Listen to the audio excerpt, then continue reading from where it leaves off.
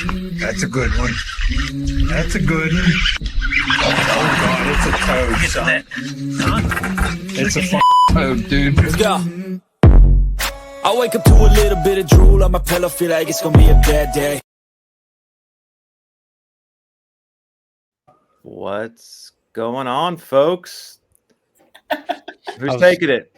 What's going on, folks? Welcome back to the OneCast episode 100 and something.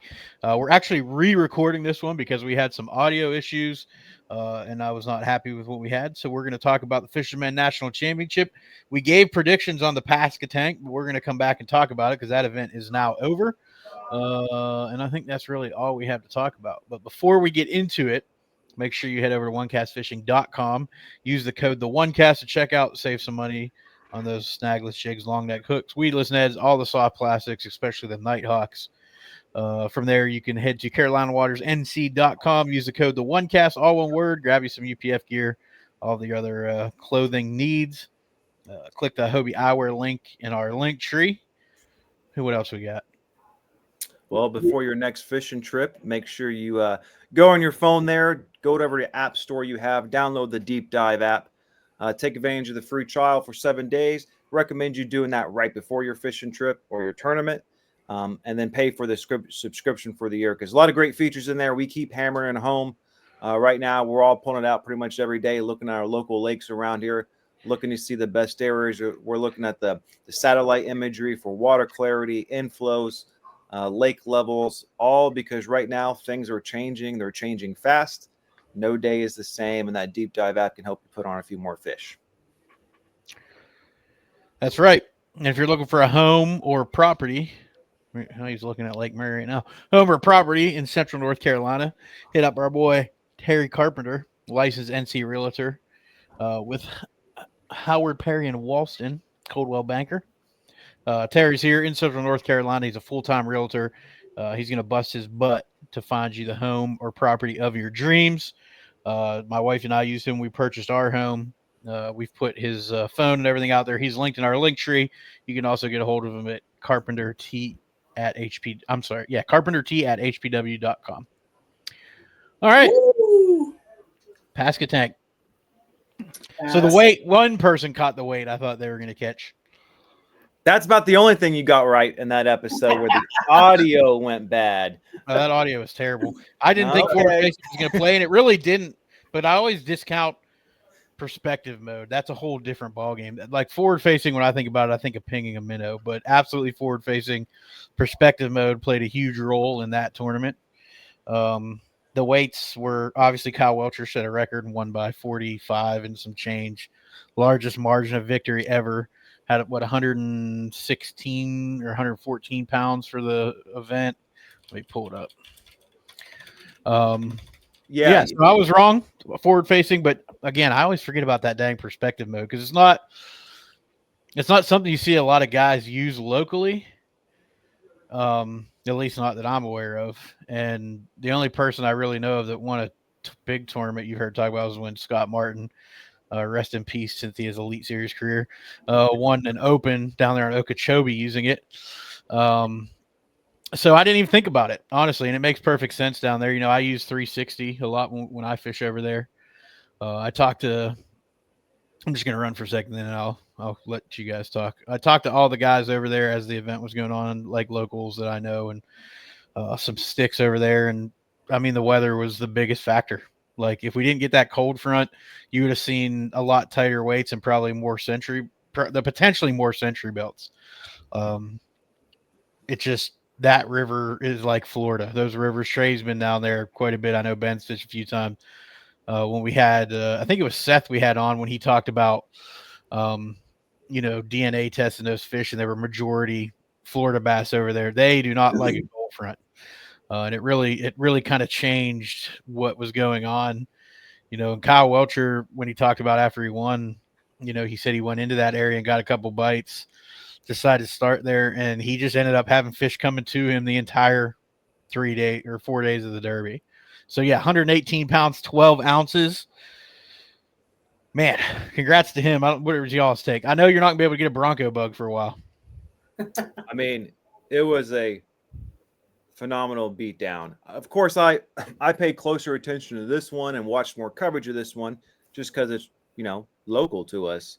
Depending on where those guys run, I mean, you can get to some of the tournament waters because there was like 2 million acres in a couple hours.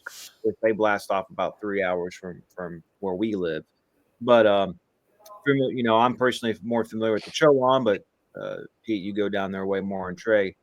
Absolutely phenomenal beatdown. It's crazy that after 2 days, Kyle Welcher had top 10 weight for fishing for the 10th guy. So, I saw something where it was like only 14 people caught the same weight that he had through the first 2 days or something like that.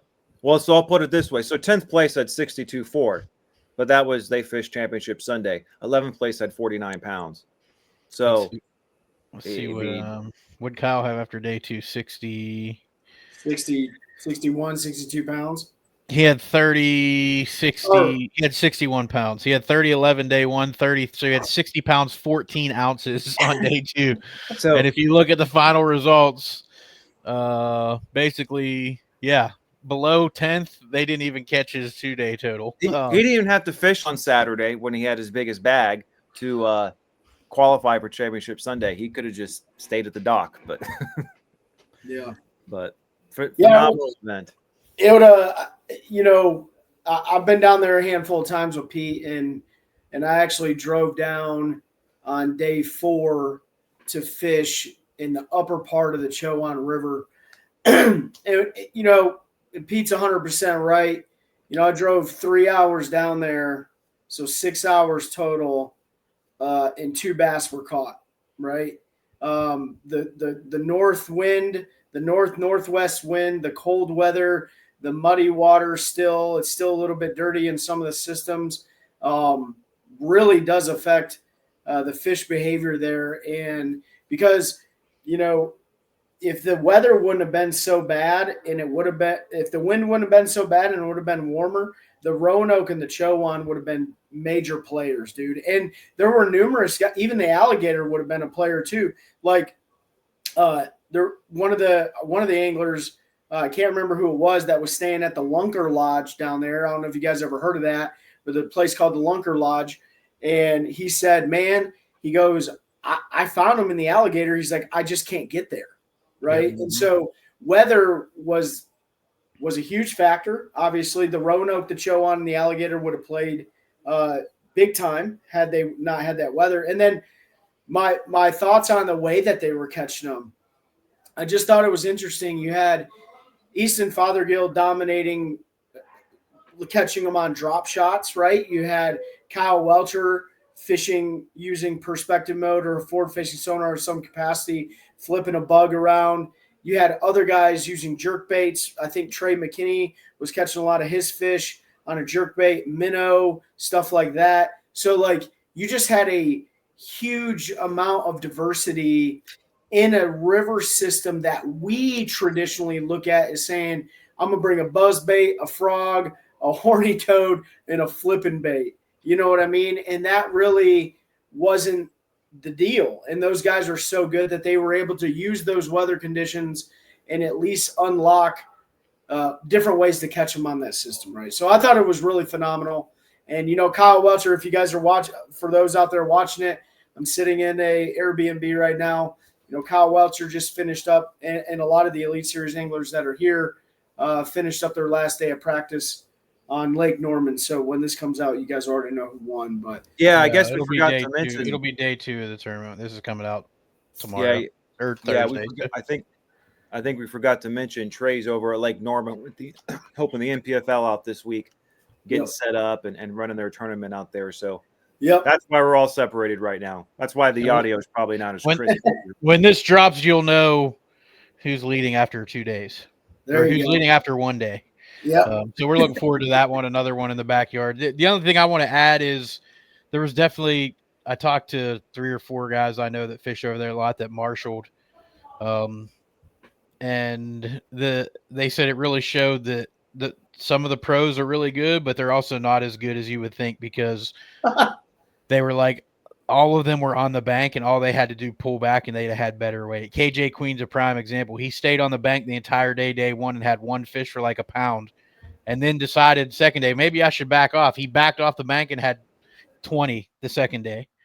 So a lot of guys were right up beating the bank, and those fish had pulled back with a cold front and they just didn't adjust.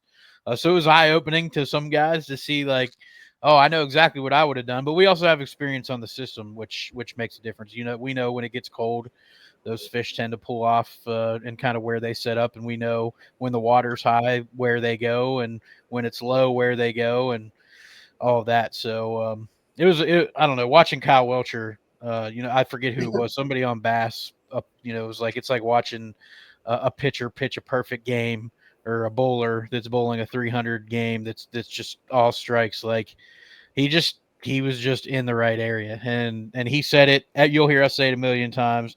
When it's your time, it's your time. It was 1,000% Kyle Welcher's time. Like, that's the only way to go out there, and it was like two different tournaments. You had Kyle Welcher's tournament, and you had everybody else competing for second. So congrats to him, man. That was really, really awesome to watch. He spent like $25 in gas, dude. Yeah, Brandon Lesser, who finished second, was the same. He said, I've burned like 7 gallons of fuel in these 4 days or something. And I think that's probably the most phenomenal thing, is that he was a mile or two from launch at most. A lot of guys didn't even practice around there because there was so much water available. And for those who didn't watch and all, or who's familiar with Eastern North Carolina, you go all pretty much to Norfolk, Virginia, all the way down the Morehead City Bridge.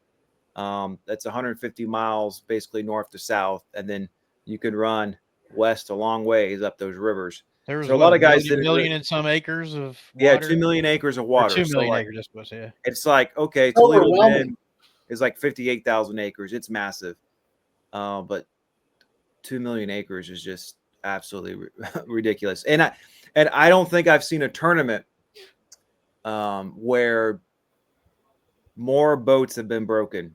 Yes, because those boys, and none of them really have experience there, except for a couple guys like Randy Howe or somebody who's maybe fishing. And I think Randy forgot because he decided to run to the alligator on day one, and I think I heard he remembered pretty quick when he got out there. But yeah, and that sound is so shallow.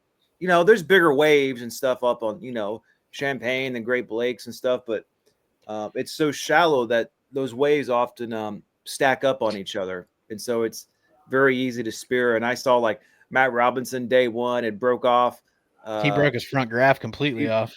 Broke his front graph off. He didn't even go back to weigh in on day one. Chris Zaldane had cameras breaking off. I mean, it was.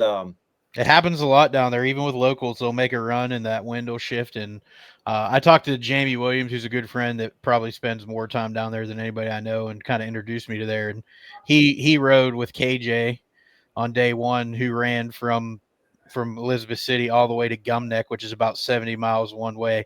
And he said when they got out in the Sound, it was rolling 4s and 5s first thing in the morning what was that, Wednesday, first day, right? Wednesday, Thursday, Friday. Yeah, so Wednesday.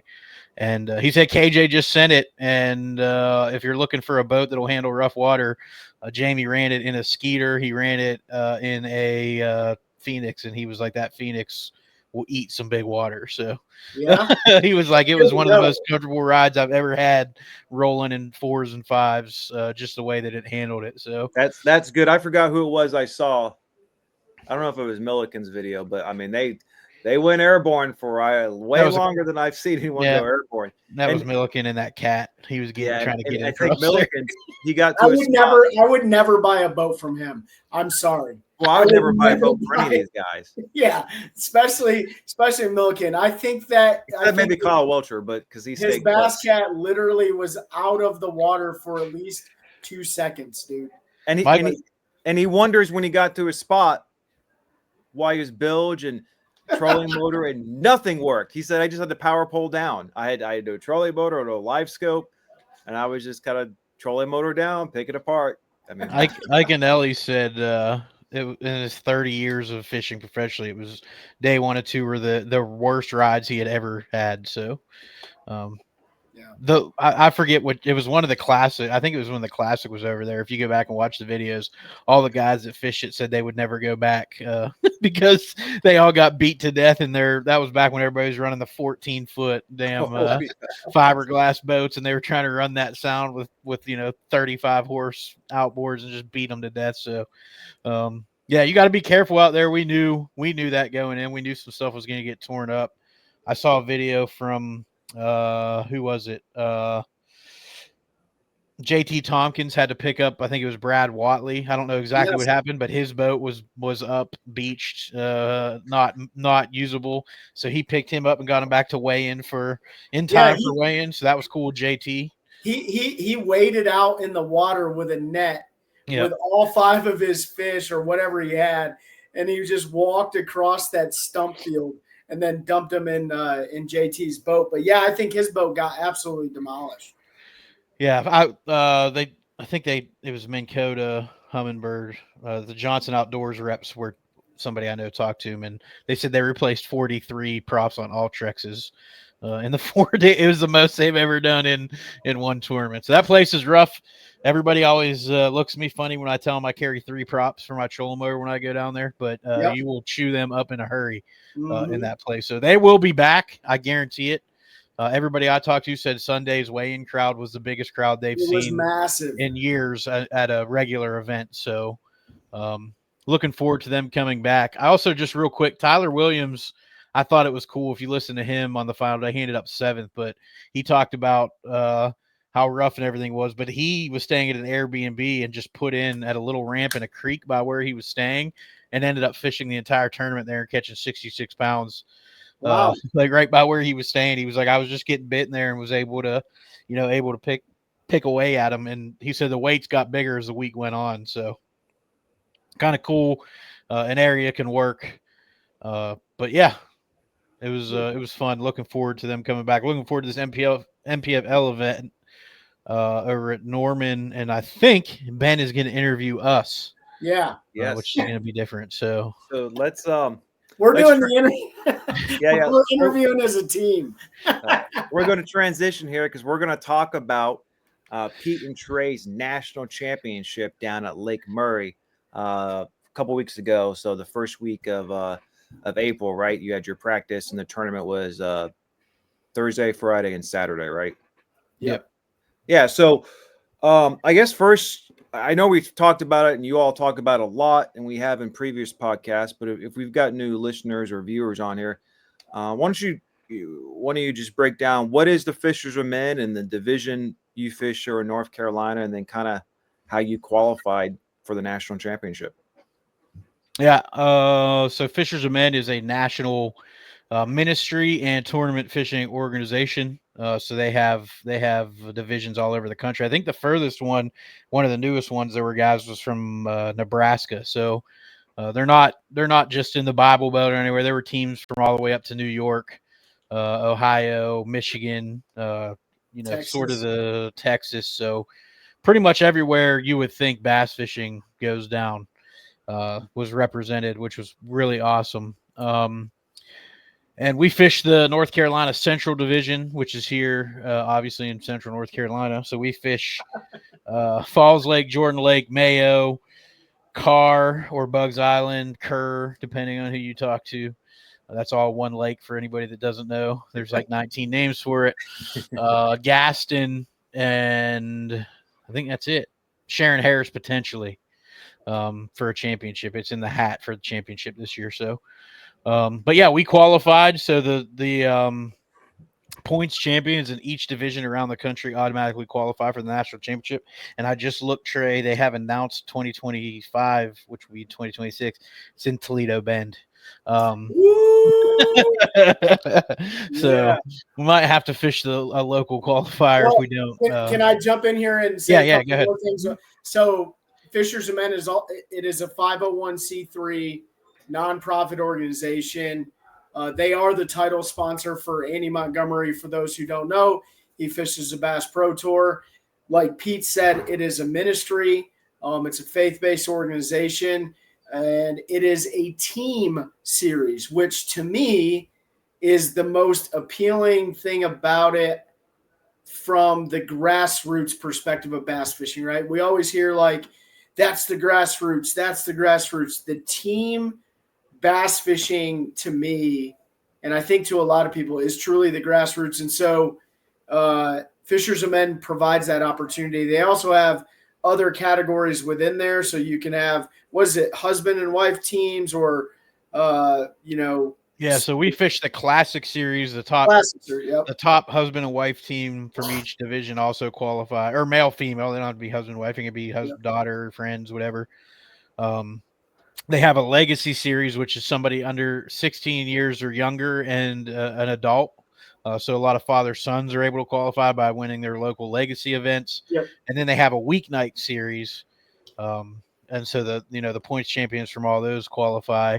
And then to fill it, they have regional qualifiers and district qualifiers and all kinds of stuff. So you can qualify several different ways. There were 195 boats.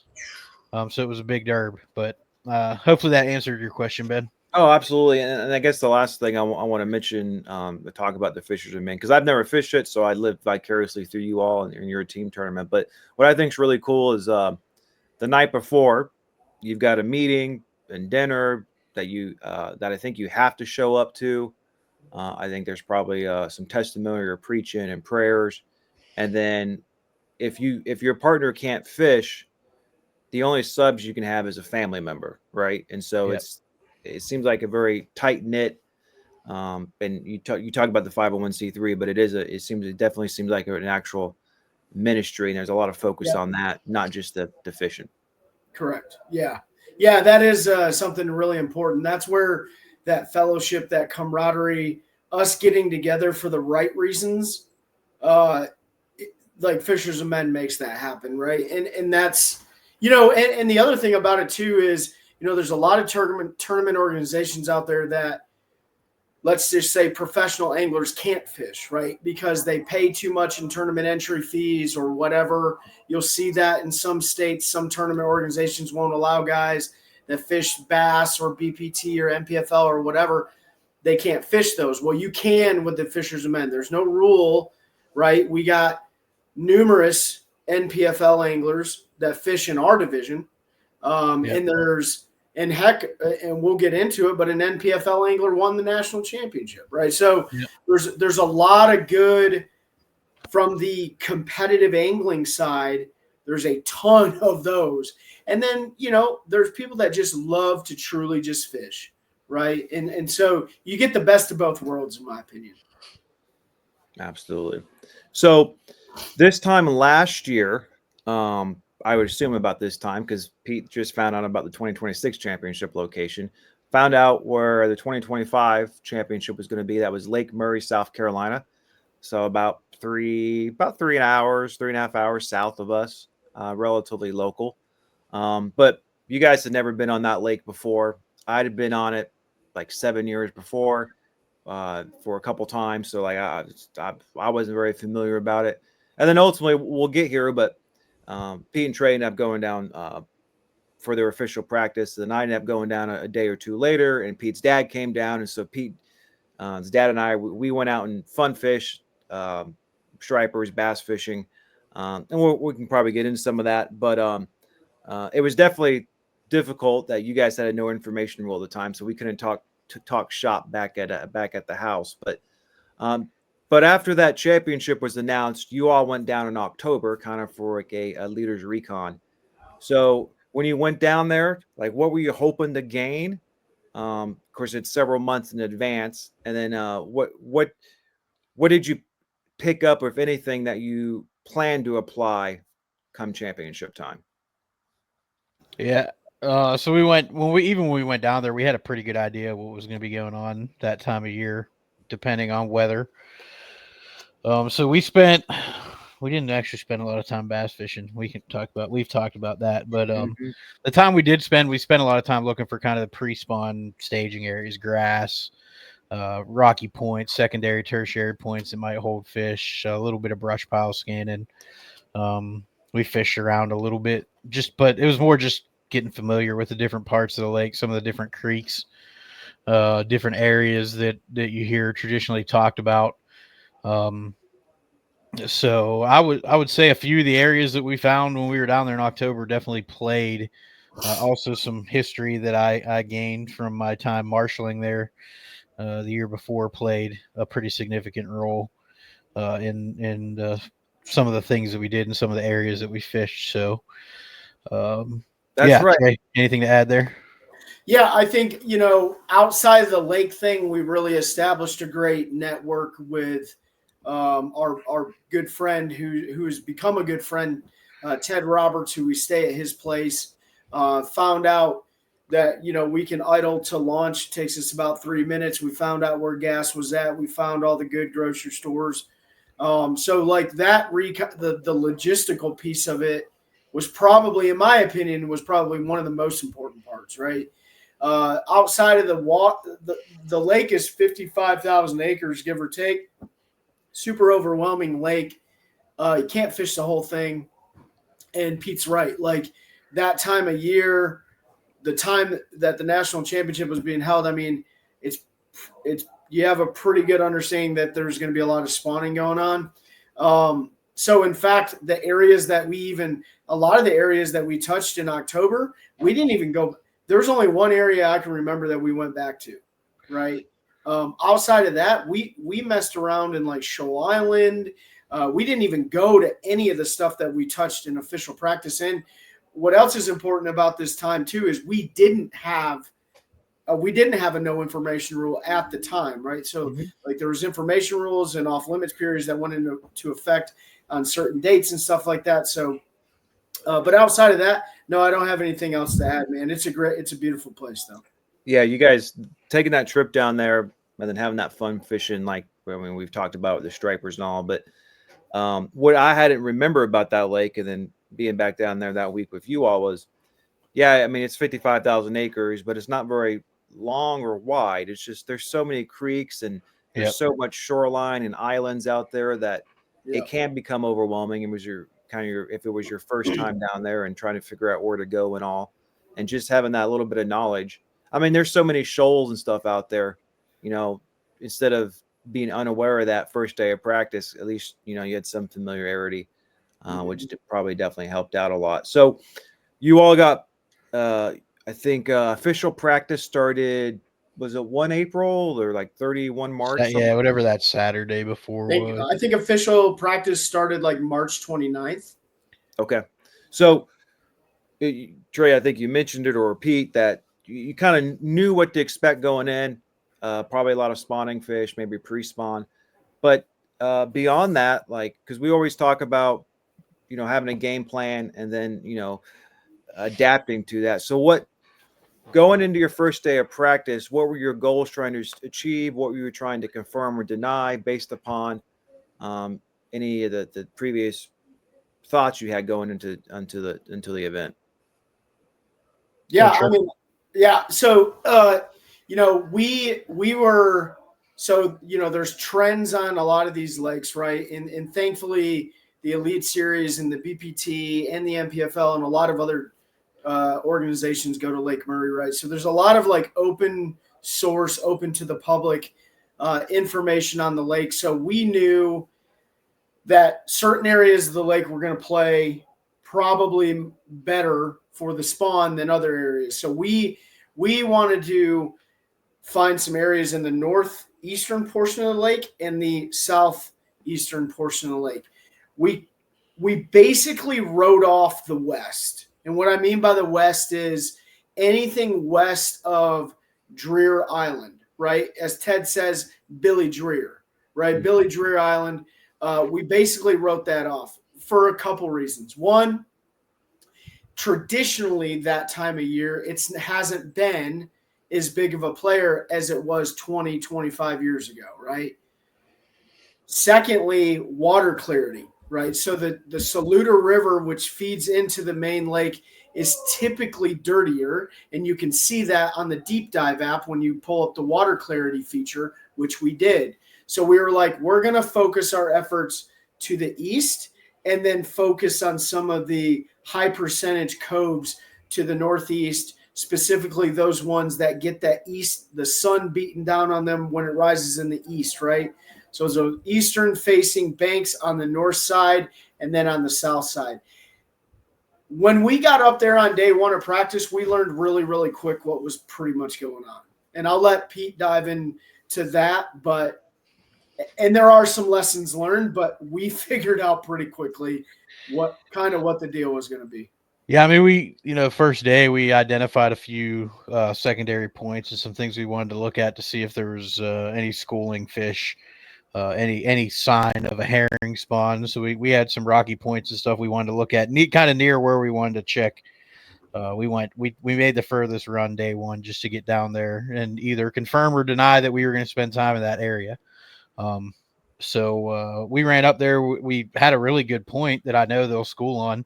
And some little stripers schooled on it, and that was really it. We really didn't see birds. There wasn't any sign of a herring spawn or anything.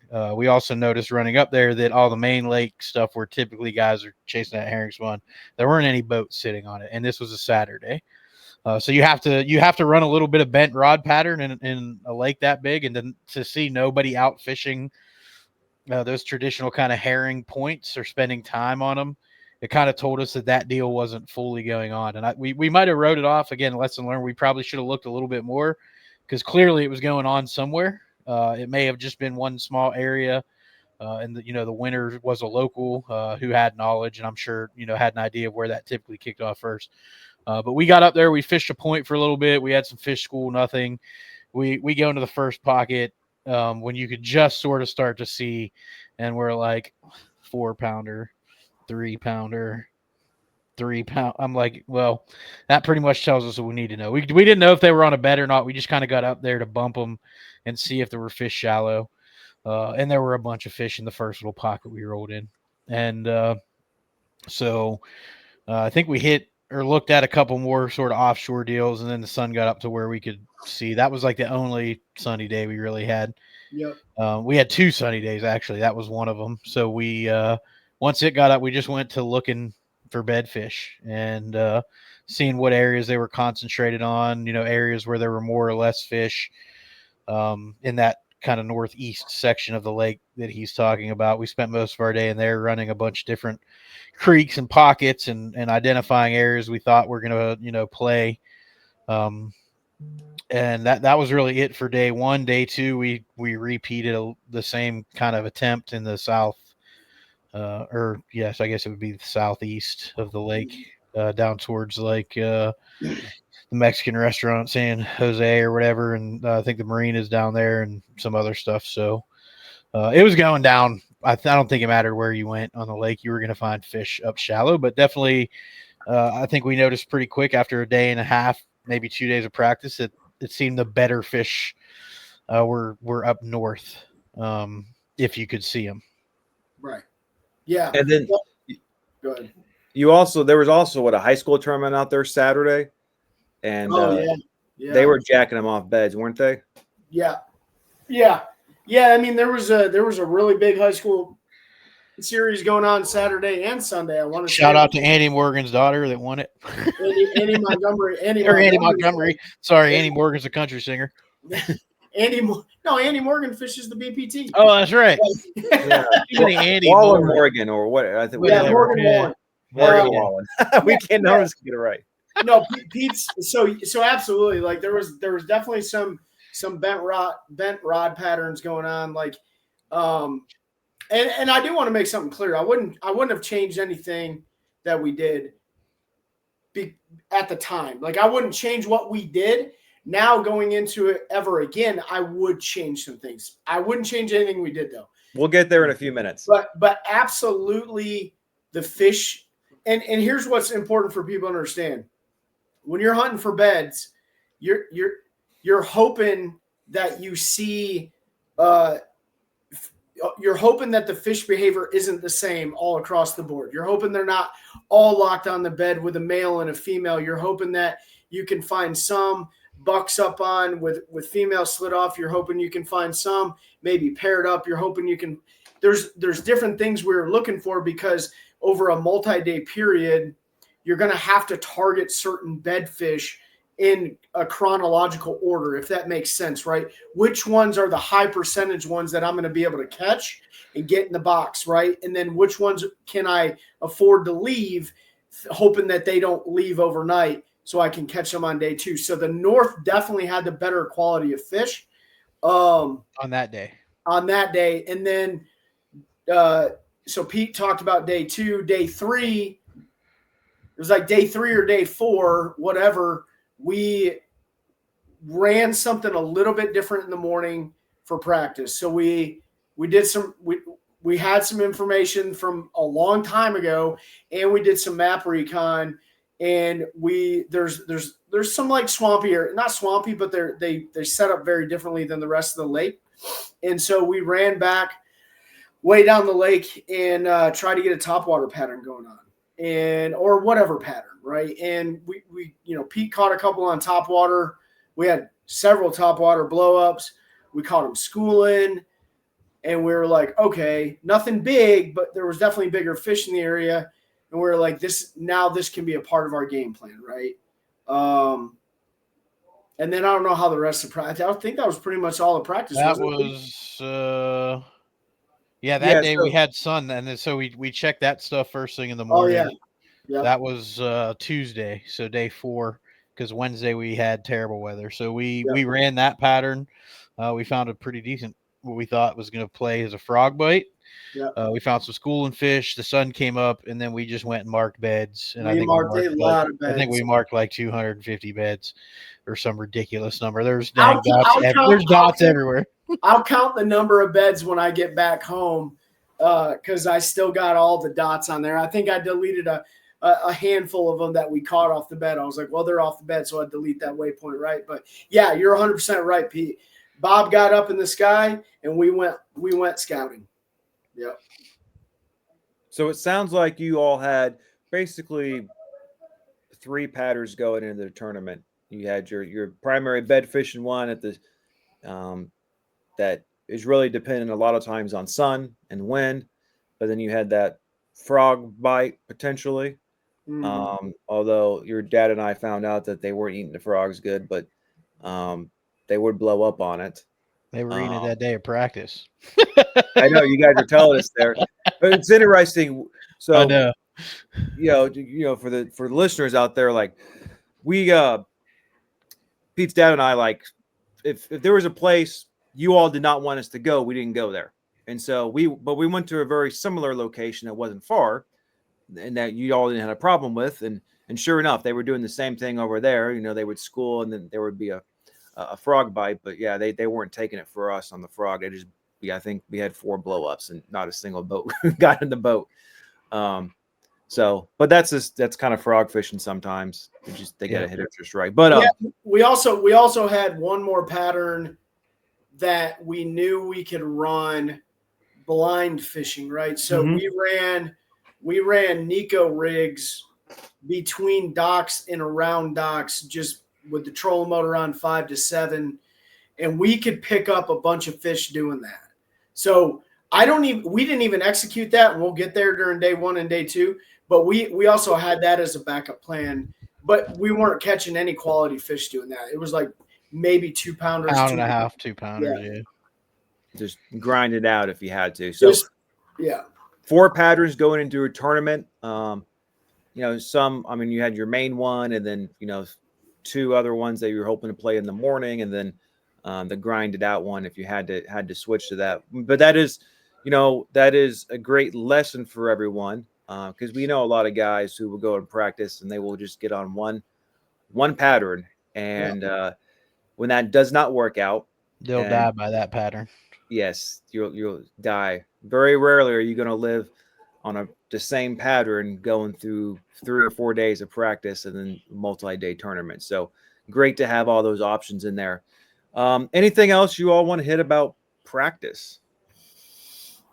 I had a frogfish eat a frog that I watched swim with it for like 4 minutes when I couldn't set the hook, and that was upsetting. I've never seen a frogfish hold a frog that long. No, I think it was a good lesson for us in restraint, because there were bedfish, and you would you would pitch to a few of them from time to time just to see how they were reacting. It was really hard when they would pick it up to not jack them. You know, save them for the next day. And not to burn your areas too bad. So the last day of practice, we didn't even go to any of the bed fishing areas or areas we planned to fish in the tournament. Like, we knew the fish were there. We knew we could catch them. So we went to a completely different part of the lake and just threw Nico rigs around and caught some fish and had fun. And it was crappy and foggy and misty that morning. Yeah. So, but no, like Trey said, I wouldn't have changed anything knowing what we knew and what we found going into the first day of the tournament. I was very confident that we had enough that we were going to go out and catch 5 and give ourselves a chance to make the cut. I didn't know. I knew the way it was won was probably if somebody found it, that was who was going to win. But the one great thing and the one frustrating thing about a bed fishing tournament is it's the great equalizer, man. Like, anybody can compete if you can go out there and see them. So, you know, I felt very confident going into the first day of the derb with what we had, our plan. The last thing I'll say on practice, Ben and Pete, is I can't tell you how important it is to have a good pair of eyewear. And the Hobie Sightmaster Pluses really allowed Pete and I got a lot better at it during practice, to identify fish that were bedding in 3.5 to 4 foot of water, right? And some of those fish we did have to catch because they look they're different looking 3.5 to 4 feet down, right? When you catch them and you're like, that looks like a 2.5 pounder, and he comes out and he's 4 or whatever, like you have to get comfortable at judging the size of the fish. And the only way we could find the fish and then judge the fish was with the Hobie Sightmaster Pluses. Like that, without those, we would not have been able to do our job 100%, because we were talking to other anglers, other competitors on the water that probably sight fish and bed fish way more than we do because of the areas of the country they live in. They absolutely could not see the fish. There were very obvious beds in practice that were up in, a foot of water that anybody could see, even without sunglasses. But then there were the fish that mattered, right? And that's why I think, people overlook it, but a good pair of sunglasses, man, I'm here to tell you, I will never use another pair of sunglasses for sight fishing. Yeah, it is. That is absolutely true. And what you guys are talking about is what basically your dad, Pete, and I noticed while we were fishing those couple days you guys were in practice. No one was out on the points, kind of that bend rod pattern. Now, where there's still some largemouth out there, you can get lucky. Your dad caught a 6-pounder striper fishing. I had about a 4-pounder throw my hook, but it was like, you're going to catch way more stripers. That's unless you're that local or somebody who knows where that herring spawn and stuff kicks off early. Like that was not it. And then we had a terrible time just fishing. I mean, you guys found a Nico rig thing. I can't bring myself to do that hardly, but like just going down the bank, fishing docks, lay downs, and that type of stuff. Like they were in the spawning mood. So a great equalizer event because just like we saw, I think 2 days before the tournament, I got hung up on a lay down, and I get up there, and then the sun peeks out, and there's literally like 15 to 18 pounds of bass on beds or cruising right all around us. 2 days later, they were gone though, and right when you guys were fishing your tournament. So it's a great equalizer because those fish move up and down.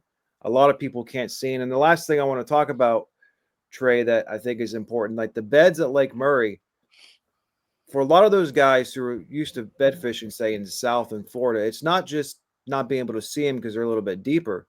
They don't necessarily make those big old round light spots. I mean, I saw one just up underneath 2 logs. Yeah. Well, real quick, can you guys hear music playing in the background? If you can, I apologize.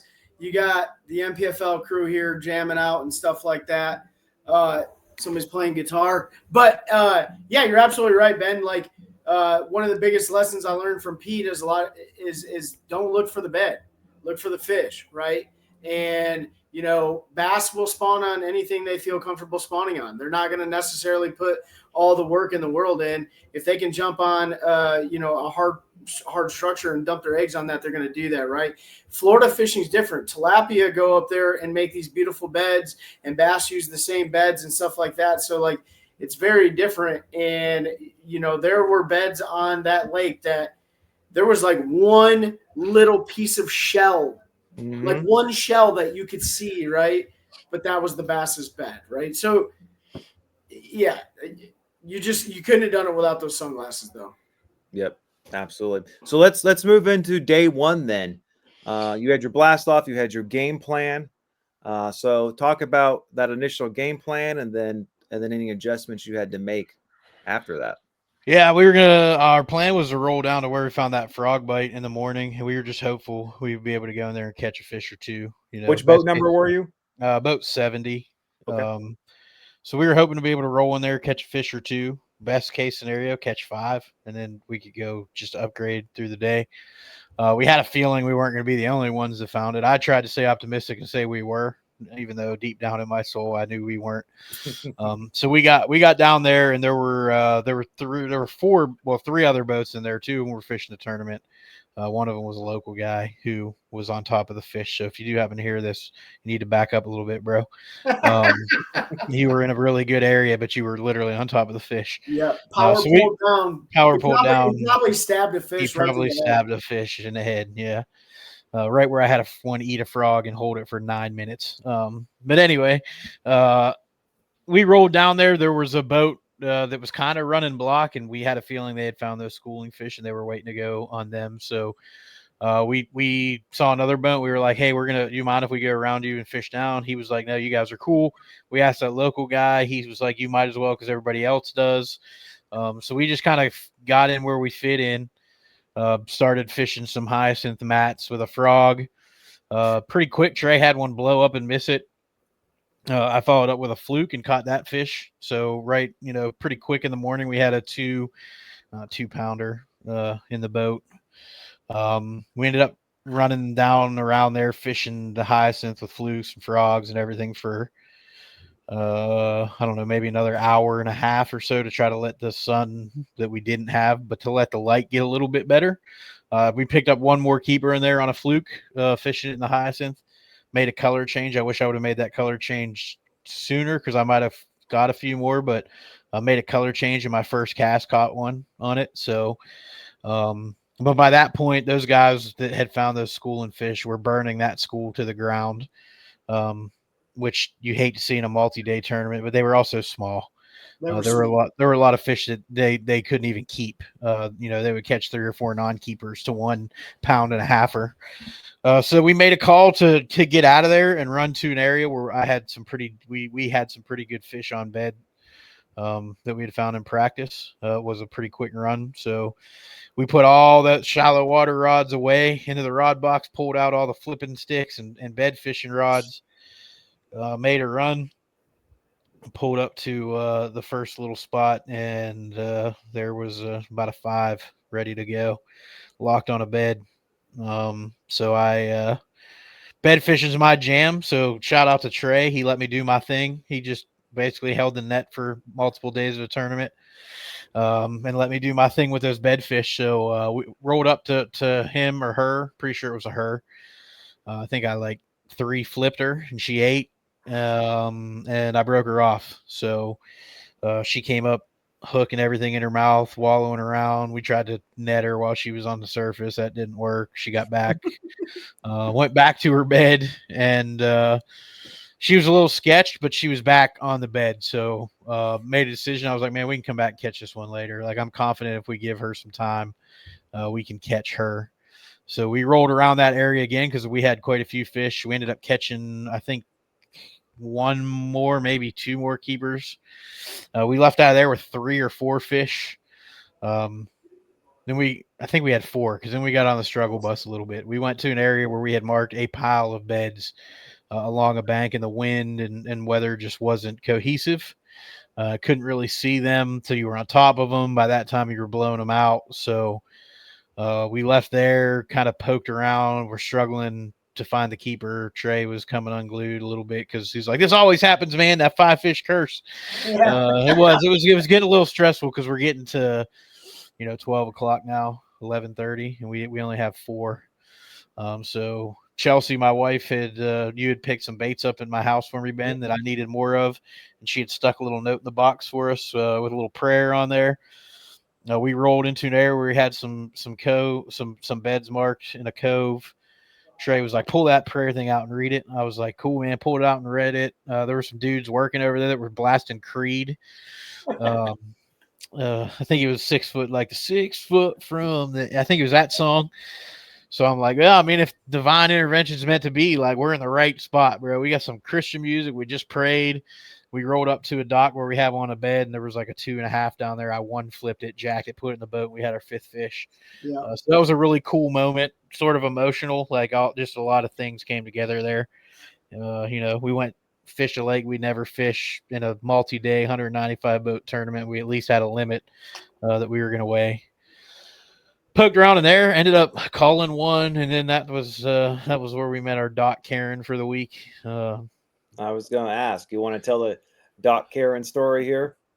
I mean, I'll start it, and then I'll let Trey, because he had the majority of the conversation, because I can't talk to people like that, because I'll just get super angry and become very unchristian very quickly, which isn't good, but like, just let me fish. Especially when the fishers are men. Yeah, just let me fish, right? So we rolled up and we found there was a male and a female on a bed.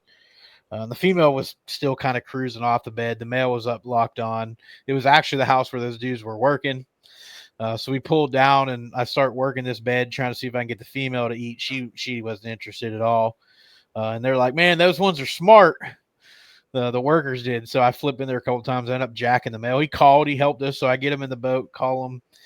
And I jumped back up the front, and the Trey was like, "Oh, they're not too smart," or something. He yelled up to those guys, or "We're smart," or something along those lines.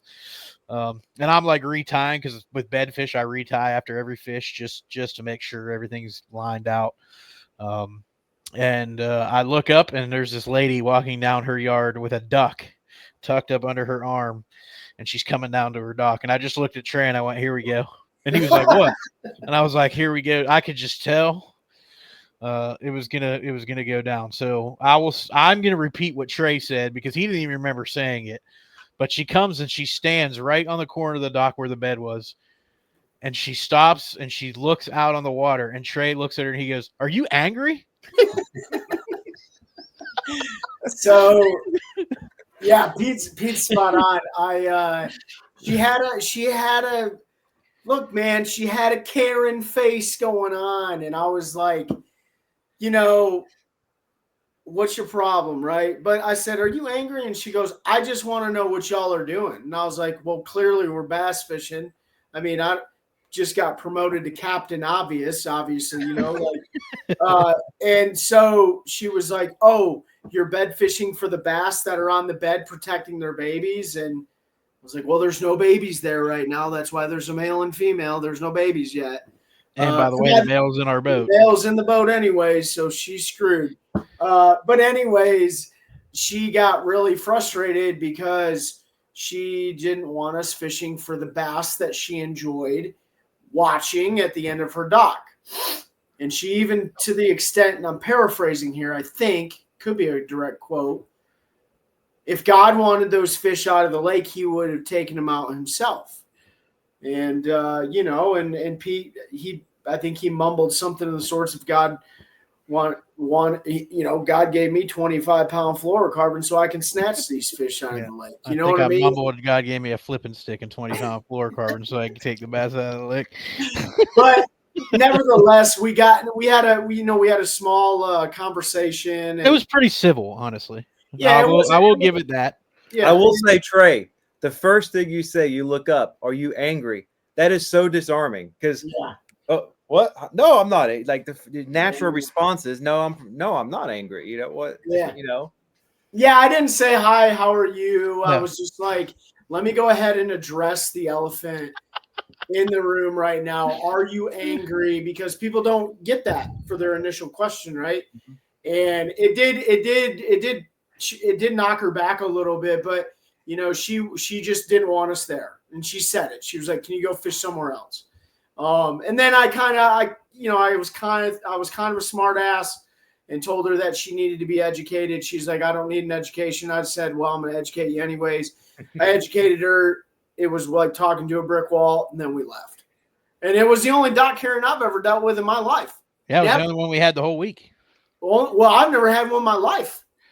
So not only are we fishing 195 boat national championship, we're bed fishing, and we get a dock Karen. I'm like, hey, you know what? This is a huge win, man, all the way around. I don't even care where we place. Yeah. But the rest of the day, I think we called up a couple times maybe, and we had a 3:00 check-in, and that was there's one more tail in there. Oh, is there? Yeah, go ahead. Tail of the broke off 5. Oh yeah. I'm sorry. So yeah, we ran around. You want to tell it? Yeah, so Pete talked about it before. We ran around, checked some other beds, and we made a decision to run back to that fish that broke off earlier in the day. And we get up, I can't tell you how important boat angle is. We got the boat in the exact same position. Sun was kind of right. Wind wasn't very bad. And Pete was able to instantly see that same fish. She was locked on the bed. And she by this time she didn't have the hook in her mouth anymore. That hook was gone, right? And he made a couple flips in there, and look, man, set the hook. Want to say that hook literally was positioned right in the same place as the previous hook, so that hole obviously would be bigger. She comes up, throws it, and she gets off, and that's the end of the story. That fish is a very important fish for the day one standings, right? That fish puts us probably that 16-pound mark, maybe.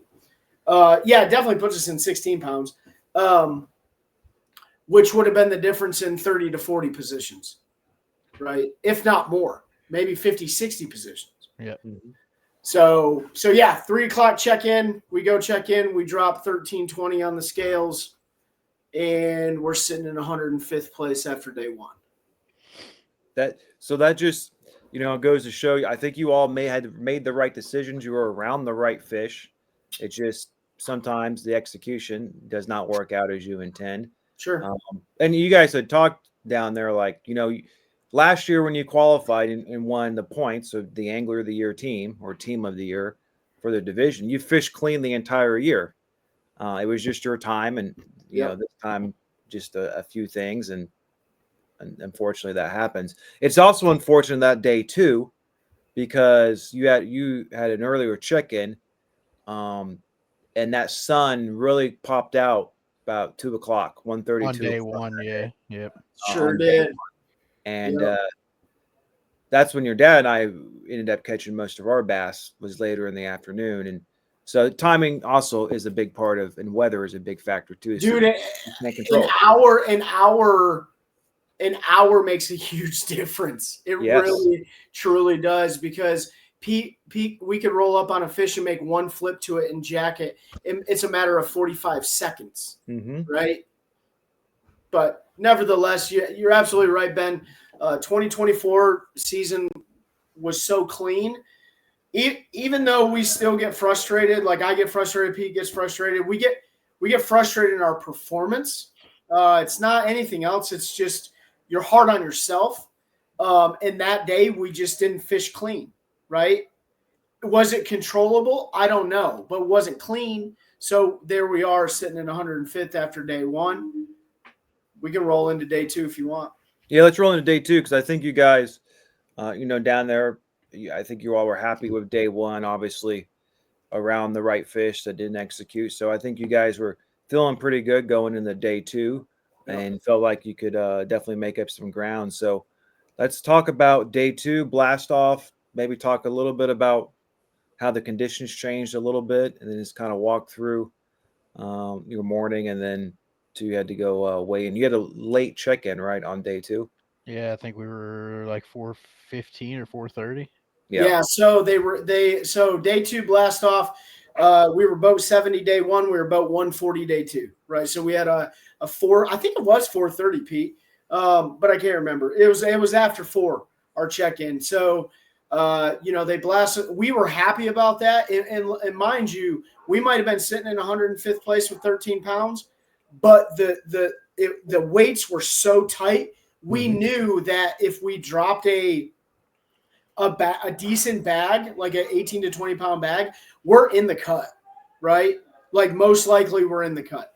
So day 2, boat 140, we're really happy about that. Conditions were definitely different. We blast off. It was fun. It took 22 minutes for us to get blasted off. It was nice, safe. And this day, and I want to give a huge shout out to Alan and Jason, who also fished the NC Central Division of Fishers Men. They gave us, they told us that we could fish where they were fishing on day 1, which they had a little less than 13 pounds, but they weren't going to go to those fish, right? So they were like, hey, you guys are more than welcome. Go fish for those fish. They're schooling. You might be able to pick up 5 quickly, settle your nerves down, and then go do what you guys do. We do that. We blast off, run down that end of the lake. Unfortunately, there's a guy legitimately sitting on the school of bass. We catch a short bass, a crappie, and Pete and I looked at each other and we're like, let's power pull up, do exactly what we did yesterday, and let's go bed fishing and do what our plan was. And that's what we did. We had no sun on day 2 until way later in the afternoon. No, right? day 2 we had sun almost. Oh, we had sun. We weren't supposed to have sun. That's right. Until later in the day, which I thought was going to be good for us. That sun came out around being 10 out. o'clock. Yeah. Yes. Because Pete, your dad and I, we were like, we looked at each other, it was like, it might go down today.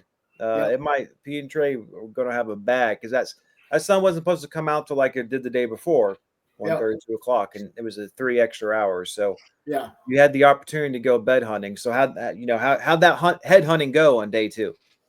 Went way better. I mean, we went to see if that 5-pounder was there, so I could have one more shot at redemption. That fish was gone, as I figured it would be. But I think we rolled through that little area and ended up catching 3 keepers right there, like pretty quick. This is all I think before 8:30, 9 o'clock. We got three out of there.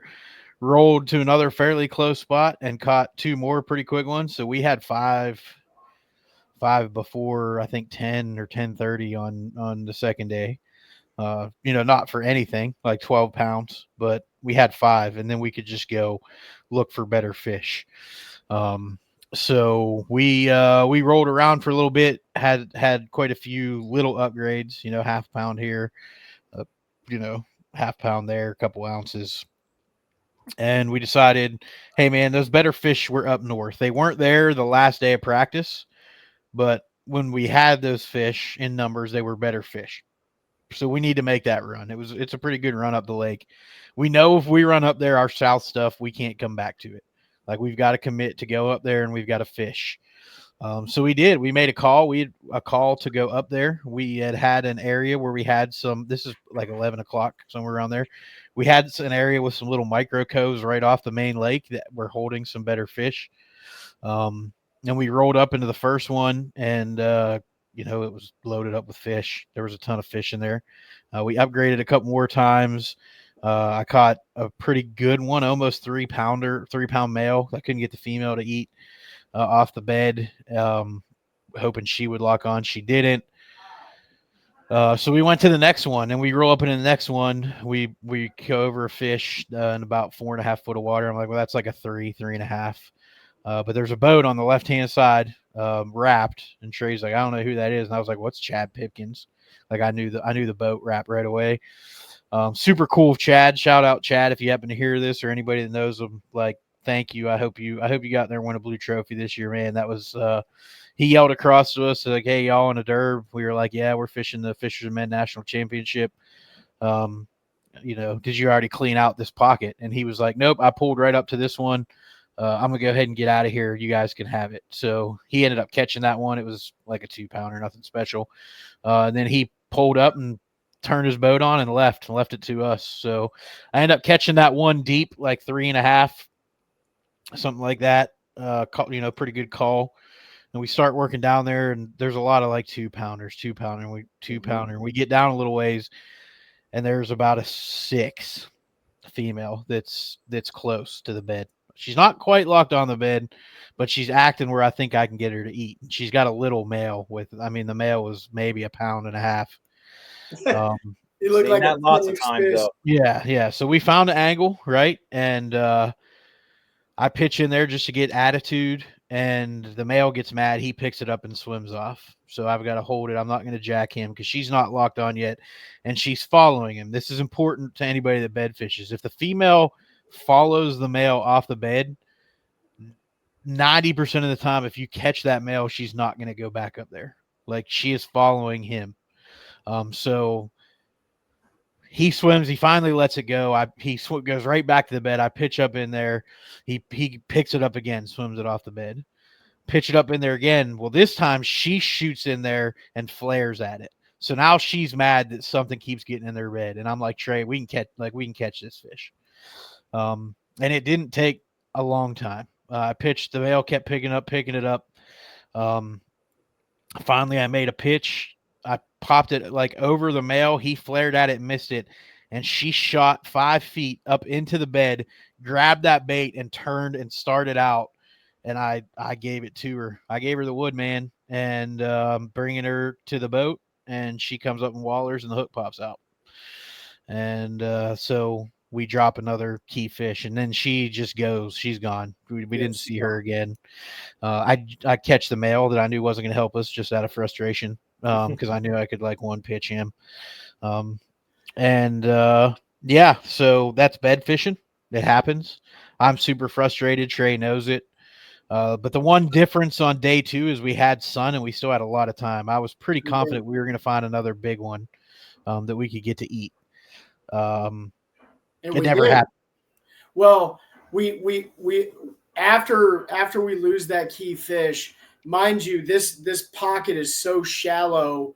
I mean, so we went from here. We started on the right side. Pete caught a good one out of there. The back furthest right side, that's where he lost that big one. As soon as you come around, there was another boat that had come in on us, right? And these boys were from Texas. And we were power pulled down, and I was like, Pete, there's a male and female on the bed. Oh, that's right. On. So we power pulled down, and these boys come in, and they're like, oh, hey, we're sorry we didn't see you guys here. And we're like, hey, man, no problem.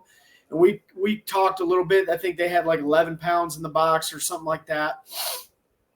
And so they kind of veer off, and the whole time I'm having a conversation, Pete's in there like the fish are just swimming out with his bait, but he didn't jack them when the other competitors were around us. So when they leave, Pete tells me, he goes, I could have caught this fish like 18 times while you were talking.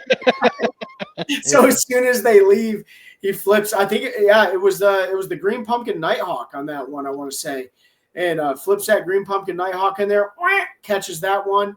And unfortunately, the other fish wouldn't eat, but that helped us, right? And so now I want to say that was our last big fish catch of the day, if I'm not mistaken.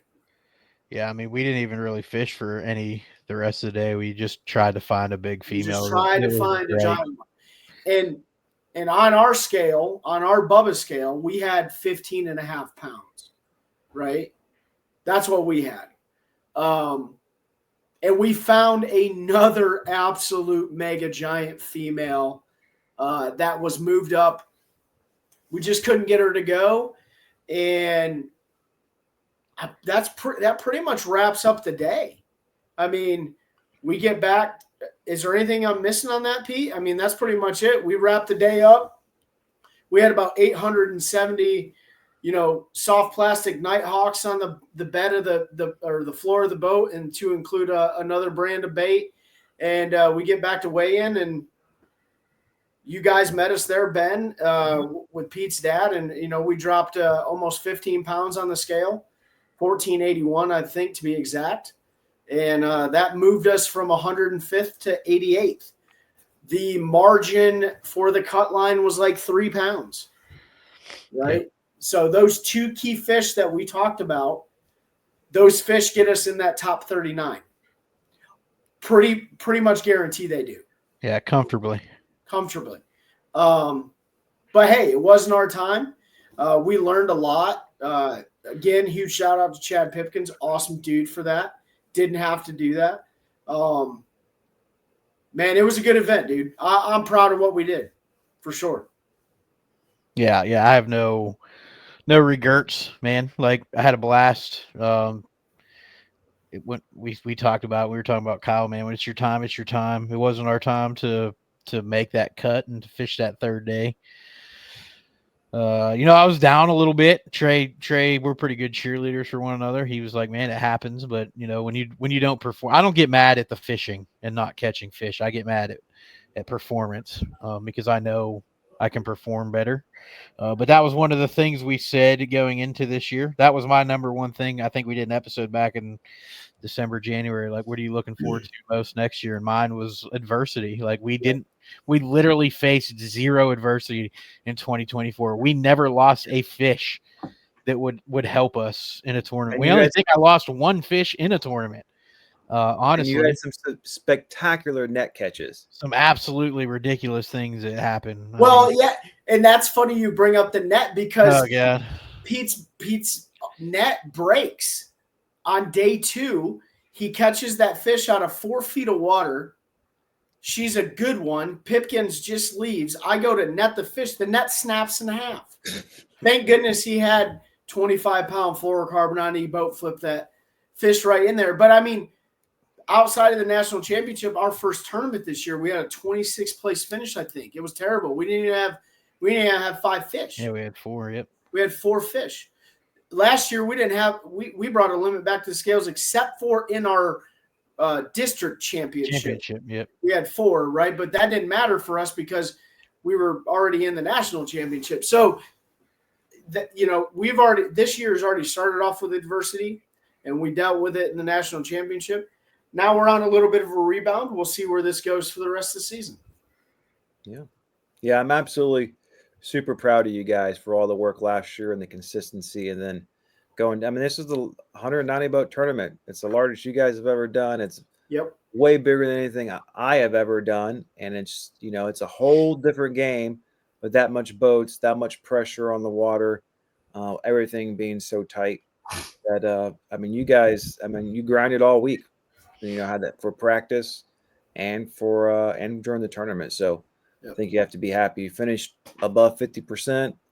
You had made the right decisions, right? You had the right key fish, but unfortunately, it's fishing sometimes. I do want to throw out the last thing I want to say before we end this. The Fishers of Men they do a phenomenal job at your district, but nationally, man, it was a really special occasion. Like, they recognized all the points champions from all the districts, right? I had no idea. I don't think Pete did either that we were going there to get a second piece of hardware, which Pete actually has behind him sitting over his right shoulder, which has both of our names. It's just really cool. Like, you get the hardware and you get, a hoodie and those things to me. Yeah, man, there's money to be won and stuff like that. And there's competition to be had, but like, those types of things don't happen all the time, right? And it could be just in your club that you win an AOY championship, or you could be the elite series. It doesn't matter. Like, those types of things, when they happen, because they don't happen all the time, right? Those are the memories that you soak up. And so Fishers of Men did a phenomenal job at hosting us and putting in a great venue together. Made it really special, for sure. Yeah, absolutely. Yeah, and the last thing I want to say is, thank you to Ben, OneCast Fishing. They covered our lodging for the week. His baits played a big role in what we did. The Nighthawk, if you don't have some, get you some right now. Honestly, like, run out and get them. Terry Carpenter, financially helped support us on this journey. Carolina Waters financially helped support us with some money for this. So Having that stuff covered and not having to financially worry about, $1,000 for a house for a week and food and groceries and all of that. Just I can't say enough. The company support us. The equipment, Hobie Eyewear, like absolutely the Sight Master Pluses gave us an advantage and are a big reason why we finished where we did.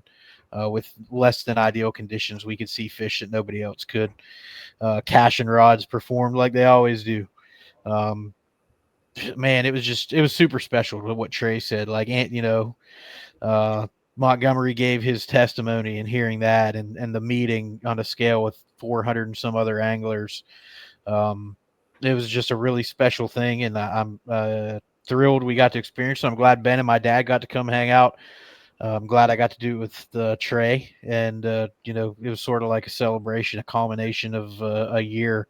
Feel like we waited almost a year. I mean, we finished last year. We finished our tournament season last year in June, so we knew then we were going. So it's been almost a year we were waiting for that event, and I couldn't ask for a better time, better run. I mean, they blasted off 195 boats in 27 minutes, and it never once felt even remotely unsafe or anything. Just a great tournament, great organization. We have the best companies in the world that we're blessed to work with. Just super humbled to be able to be involved in something like that. Yep. Yeah, it was a great event. I'm glad I got able to come down for the week, hang out with you boys. The weather was phenomenal, 85 degrees, sunny. I mean, it was felt like June or July out there. I mean, it was phenomenal. We did some striper fishing. Your dad and I got on some good stripers, lost a few. One day he whipped my butt catching largemouth off the beds, and then I started whipping his, and I think he got tired of bed fishing. He finds it boring when you just go down the lake with your rod, not even just looking. But I'm not everybody knows I'm not a huge advocate. I'm not a fan of bed fishing as being the primary deal in a tournament, but I'm here to tell you, if you only get a small window to bed fish where you're at, right? Mm-hmm. You don't get to do it all year long. And so when you have the opportunity to do it, I know it's something that me personally, I'm going to work on more, because understanding fish behavior on the bed is such a skill that technology can't tell you. It can't do it for you. You have to visually witness fish behavior, and every fish is different. And so understanding those things will help you if you're going to use bed fishing as a pattern. And honestly, if we didn't bed fish and we only blind fish, if we didn't have Hobie Sightmaster Pluses and we didn't bed fish, we would have came in with 8, 9, 10 pounds a day. Yeah. Mm-hmm. Bed fishing gave us a competitive advantage, right? Because we weren't on a schooling bite. We didn't have cane piles and brush piles marked in that lake. We didn't know any of that stuff. Bed fishing what gave us the best opportunity to at least compete. And it couldn't have been done without all those people's support that Pete just mentioned, in those sunglasses, man, and those baits. We can't just blind fish. We can, but we're going to catch 10 pounds, right? Ben's holding one up right now. He's got a Texas rigged. That's the pearl-colored Nighthawk. That thing's a game changer on the bed. He's got a sunfish one, a green pumpkin, a hematoma, a South African special, all great colors for all different conditions, and they get eaten, man. They get eaten. So, well, boys, I appreciate you joining us here on the OneCast tonight, telling us about your latest tournament. This is the opportunity we usually give our guests to shout out their sponsors, but I think Pete just knew already to roll into that. But with that, you guys got anything else before we wrap it up here? No. Appreciate all the texts, the Facebook message, Instagram for everybody that followed along. It was super cool, and to have that support back at home too. And we'll see y'all Friday at the Mixer for Take a Warrior Fishing's Spring Warrior Clash, if you'll be there.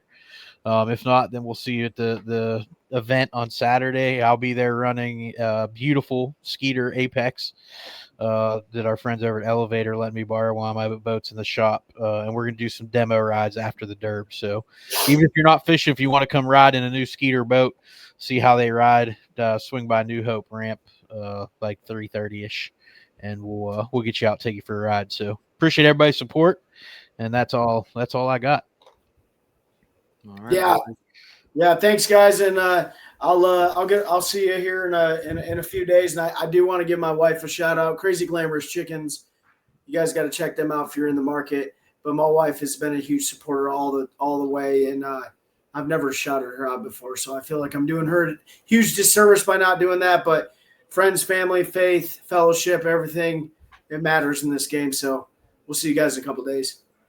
All right. Well, we appreciate everyone listening. Hopefully you took something from it and help us continue to build a culture of anglers helping anglers, one cast at a time. That's a good one. That's a good one. Oh, God, it's a toad, son. It's a toad, dude. Let's go. I wake up to a little bit of drool on my pillow, feel like it's gonna be a bad day.